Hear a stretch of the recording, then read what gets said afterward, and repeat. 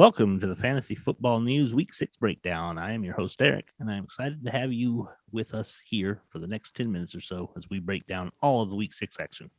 And what a week it was. Several close matches and last-minute wins made this a very competitive week.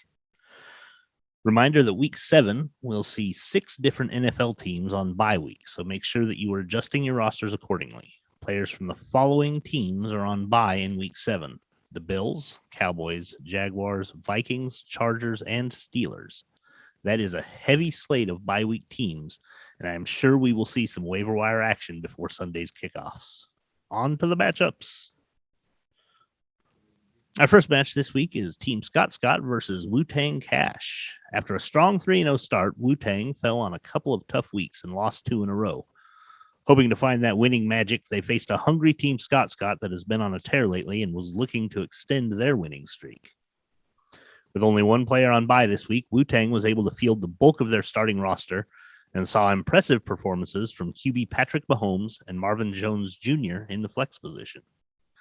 On the flip side, Team Scott had 3 key players on bye week and had a substandard performance from backup RB Alex Madison.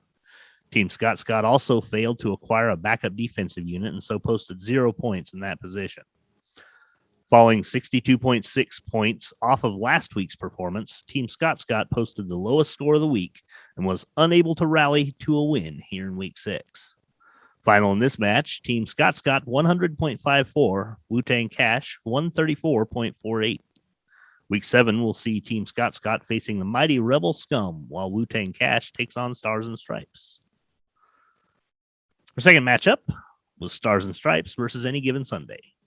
Stars and Stripes was one of 2 undefeated teams left as we headed into Week 6. Any Given Sunday had won 2 in a row and was hoping to knock off the North Division leader. Stars and Stripes saw Justin Herbert absolutely fold under pressure from the Ravens defense and post a season-low 13 points. Heading into Monday night's game, though, Stars and Stripes was only behind by 43.35 points and still had Derrick Henry to go. Henry had posted a 46.7-point game in Week 2, and this deficit was not insurmountable.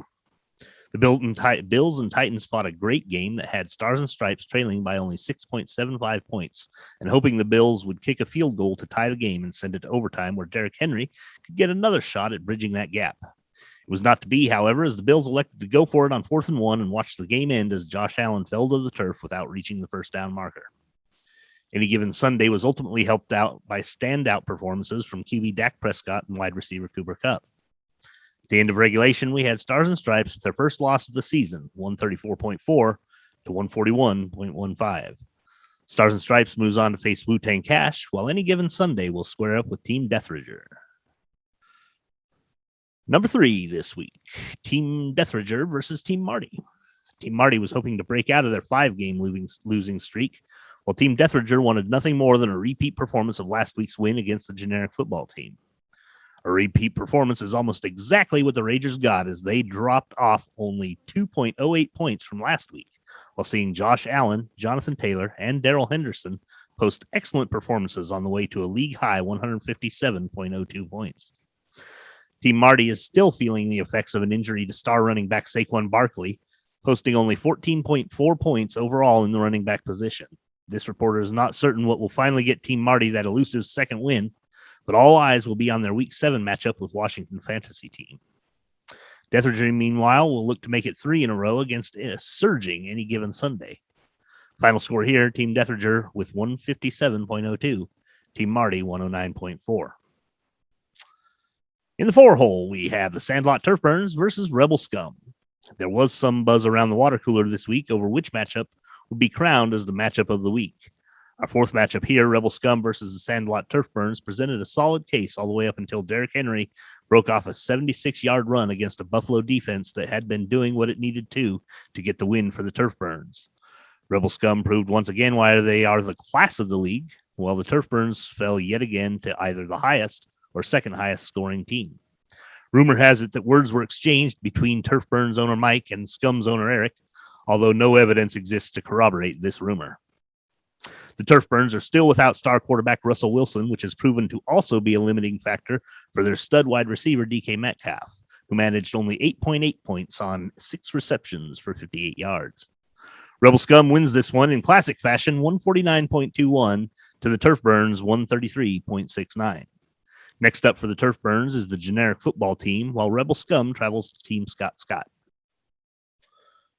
Now we move on to our weekly $5 contest winner. Our week 6 contest was highest scoring starting defense or special teams unit. The Los Angeles Rams defense posted 17 points while handing yet another weekly contest to Stars and Stripes owner Mike Frazier.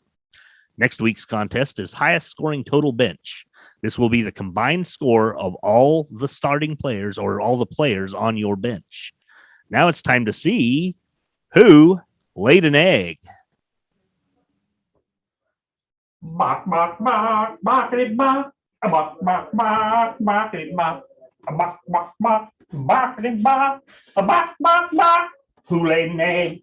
Bark, bark, bark, barkity bark, a bark, bark, bark, bark, barkity bark, bark, bark, bark, bark, barkity bark, bark, bark, bark. Who laid an egg? Randy of the generic football team sat idly by as Tyson Williams has been a healthy scratch for 2 weeks in a row and yet still occupies a starting spot on the GFT roster. This decision cost the GFT a win this week. Randy laid an egg. This chicken is not entirely certain how many times Corey will get burned by the Cleveland defense before he decides to move on. But until then, Corey laid an egg. Helen of Team Scott Scott failed to find a replacement defense for the 49ers, who were on a bye this week, scoring 0 points in the defensive slot. Not a difference maker, as Wu-Tang easily won that one. But Helen laid an egg. That's it for laid an egg this week. Thank you for joining this chicken. Bark, bark, bark, barkity bark. Bark, bark, bark, bark, barkity bark. Bark, bark, barkity bark. Bark, bark, bark. Who laid an egg? All right, excellent. And now it's time for Mike's Game of the Week.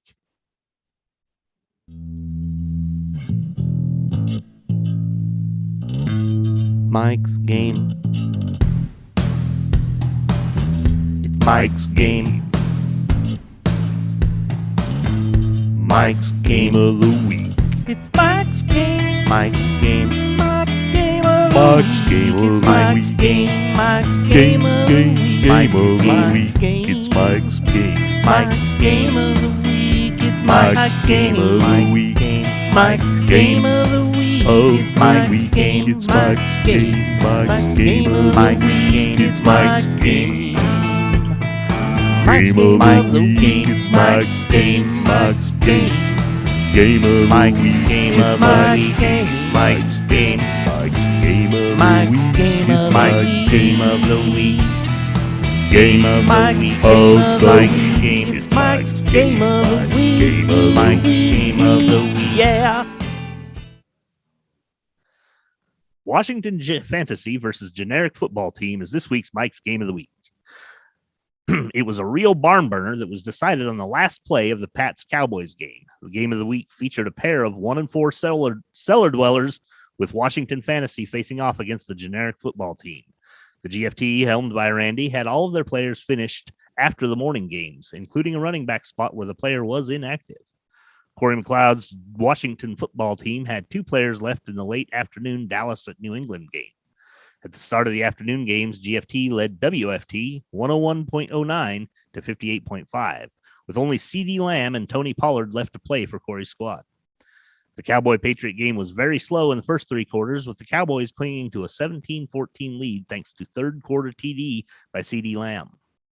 GFT still had a comfortable lead, up by nearly 25 points, but then the heat was on in the fourth quarter, with both Pollard and Lamb contributing a few more points each. With Dallas and New England tied at 29 at the end of regulation, I'm sure Randy must have felt pretty safe, especially after the Patriots had to punt and he was up 101.09 to 89.65.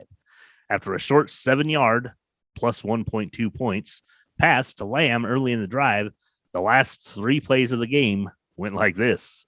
Pollard gets a 7-yard run for plus 0.7 points, making it 101.09 to 91.55. CeeDee Lamb gets a 7-yard reception and plus 1.2 points for 101.09 to 92.75.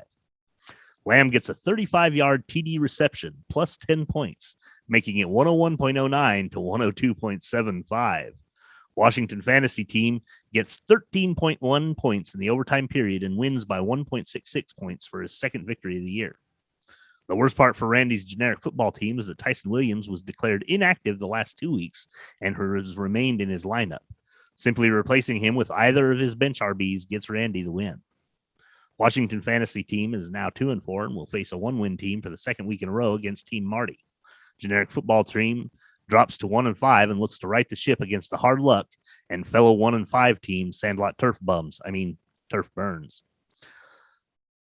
That will do it for week 6 of the final fantasy news. Fantasy football news. Thank you to Mike Frazier for the game of the week contribution. Very appreciated. If any other owners would like to contribute, please feel free to email or message me with your ideas.